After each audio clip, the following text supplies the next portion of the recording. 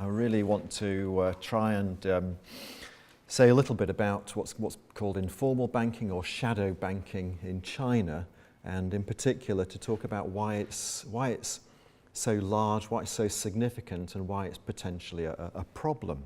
For those of you that follow economic developments in your own profession, you'll be aware that since the global financial crisis, the growth in the Chinese economy has really bailed out the West.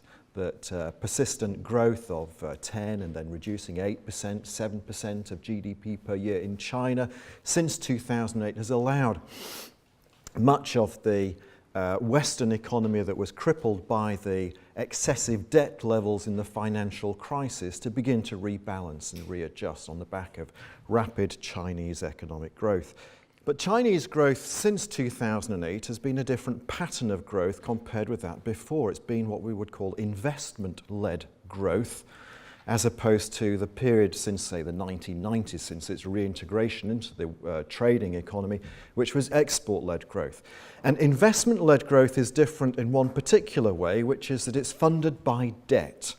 In order to invest, you have to borrow, you acquire a debt, and that debt ultimately has to be repaid from the profits from the investments.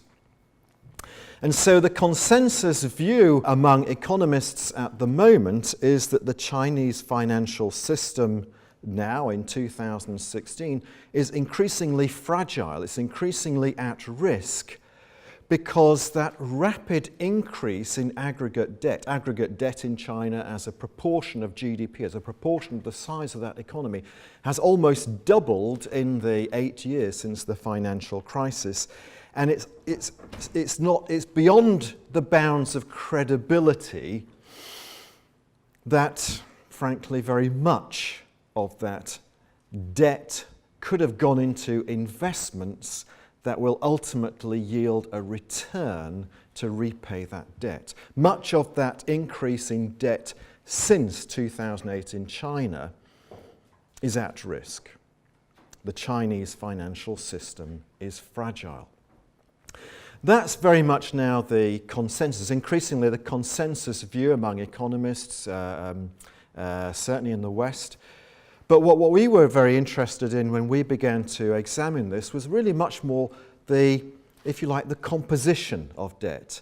And in particular, trying to understand why so much of the increase in that debt since 2008 had come through investments via not the formal banking system, but the informal banking system, the shadow banking system it's called.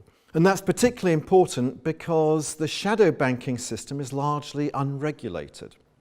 Investors and savers putting their money into the shadow banking system are unprotected. Their funds, their investments don't benefit from the normal forms of protection that the formal banking system enjoys. And that's important because since 2008, about half of the increase in that aggregate debt in China has gone through the shadow banking system, not the formal banking system. So if overall debt has increased to some unsustainable way by going into investments that we think are probably unlikely to yield a return, about half of that increase has gone through particular products called wealth management products that are themselves unprotected, unregulated, and guess what? Through the estimates of what these investments have gone into, are highly risky. They're very unlikely to yield a return. And so the key question that emerges from this is, why should Chinese investors, why should Chinese savers adopt such a reckless approach to investment? Why is it? We understand that bankers might behave in a particular way, but why should savers and investors behave in this way?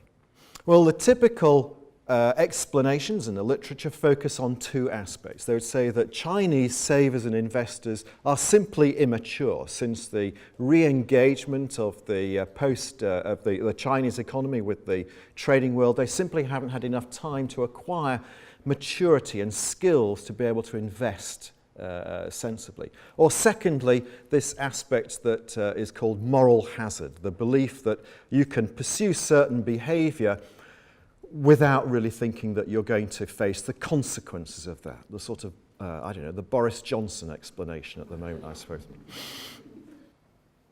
Well, we thought that probably those two explanations are really, that they don't quite describe the Chinese system adequately.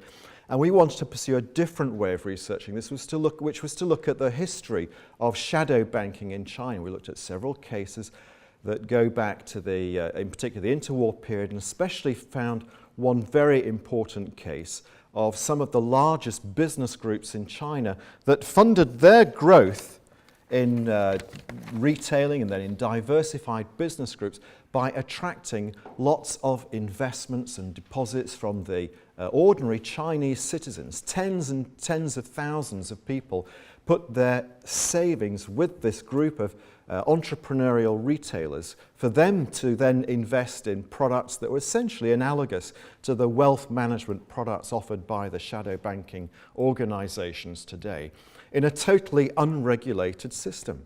And it wasn't that there was no regulated banking sector at the time. It was very much a regulated banking system. So that the question that needed to be asked today needed to be asked back then. Why would Chinese depositors and investors be interested in putting their investments with these retailers? And the answer that came back from the records and from the retailers themselves, the entrepreneurs, was that they believed that the Chinese depositors, Chinese investors, trusted them.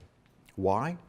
Because they explicitly used Chinese cultural values of relationship, of face, and the other aspects of Chinese culture that tend to lead to a way of using transactions, of ways of using business behavior that's based on person-to-person relationships rather than contractual exchange. And so our conclusion was that, well, we can begin to understand the significance and the growth of shadow banking in China through the persistence of Chinese cultural values dominating the financial investors. And so Western investors and Western commentators really need to do much more than pay lip service to the significance of Chinese cultural values. Face matters in every aspect of Chinese business behavior. But I think also, finally, the other conclusion is that the significance of Chinese face, of Chinese culture, also speaks to the risk of the shadow banking system today leading to a disastrous financial crisis. That the tendency is surely likely, much more likely, that the Chinese government will step in. They will bail out these wealth management products in order to make sure that the Chinese financial sector overall does not lose face. Thank you very much.